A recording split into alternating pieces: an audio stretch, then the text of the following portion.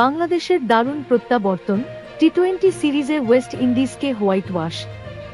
One day সিরিজে West ইন্ডিজের কাছে হোয়াইট ওয়াশ হওয়ার পর টাইগাররা ফিরেছে দুর্দান্ত প্রত্যাবর্তনে। টি-20 সিরিজে ক্যারিবিয়ানদের হোয়াইট ওয়াশ করে জয়ের আনন্দে সফর শেষ করল বাংলাদেশ দল।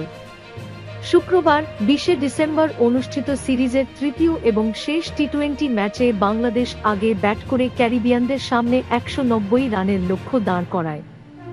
জবাবে ব্যাট করতে নেমে স্বাগতিকরা মাত্র 109 রানে অল আউট হয়ে যায়। টাইগাররা জয় পায় 80 রানের বিশাল ব্যবধানে। বাংলাদেশের ইনিংসে সবচেয়ে বড় অবদান রাখেন উইকেটকিপার ব্যাটার জাকের আলী। তিনি 41 বলে অপরাজিত 72 রান করেন, যেখানে ছিল 3টি 4 এবং 6টি ছক্কার মার।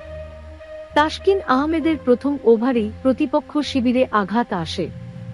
দ্বিতীয় বলেই ব্র্যান্ডন কিংকে এলবিডব্লিউ করেন তিনি। প্রথম ইনিংসেই তাসকিন সিরিজ জুড়ে কিংয়ের দুর্বলতার প্রমাণ দিয়ে যান।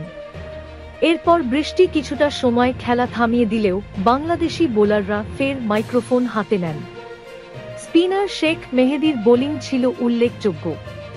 দ্বিতীয় ওভারে প্রথম বল করেই জাস্টিন গ্রিভসকে বাউন্ডারি লাইনে ক্যাচে পরিণত করেন তিনি।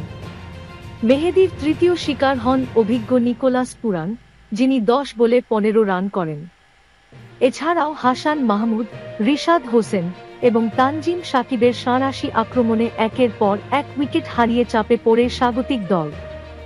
রিশাদ হোসেন 4 ওভারে 21 রান দিয়ে 3টি উইকেট নেন। মেহেদী ও তাসকিন পান 2টি করে উইকেট। হাসান মাহমুদ ও তানজিম সাকিব নেন 1টি করে উইকেট। বাংলাদেশের ব্যাটিং শুরুটা ছিল ঝড়ো। ওপেনার পারভেজ হোসেন ইমন 21 বলে 39 রানের ঝোড়ো ইনিংস খেলেন। তিনি 4টি 4 ও 2টি ছক্কা হাঁকান। তবে অধিনায়ক লিটন দাস কিছুটা ব্যর্থ হন এবং 14 রানের বেশি করতে পারেননি। মধ্য পর্যায়ে তানজিদ তামিম ও মেহেদী মিরাজ কিছুটা প্রতিরোধ গড়লেও বড় স্কোর করতে পারেননি। তবে জাকের আলী ও তানজিম সাকিব শেষ দিকে ঝড় তুলে বাংলাদেশের স্কোর পৌঁছে দেন 190 রানে। তানজিম সাকিব 12 বলে 17 রান করেন। বাংলাদেশের দারুণ বোলিং ও ব্যাটিং পারফরম্যান্সে সহজেই জয় নিশ্চিত হয়।